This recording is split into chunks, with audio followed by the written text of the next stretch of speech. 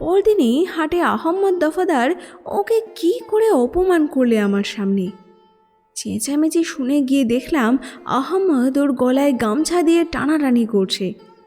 আহম্মদ চালদি গ্রামের অবস্থাপন্ন লোক, লম্বা দাড়ি রাখে, বেশ একটু গর্বিত, ঘোড়ায় চড়ে বেড়ায়। এবার ধানের দাম 16.5 টাকা পর্যন্ত উঠেছিল। দুটো গোলা ভর্তি প্রায় 1000 মণ ধান চড়া দরে বিক্রি করে আহম্মদ টিনের বাড়ি ঘুচিয়ে দোতলা কোঠা বাড়ি করেছে। আমি গিয়ে বললাম, কি করো আহম্মদ, ছেড়ে দাও, ছি, তোমার চেয়ে বয়সে কত বড় না। আহম্মদ হাতে পয়সা করেছে, কাউকে মানে না। আমার দিকে ফিরে বললে, আর জুতিয়ে ওর দেখিয়ে দেবো বাবু, এত বড় আসপদ্দা, হ্যাঁ, আমার সঙ্গে জুয়াসুরি কথা বলে।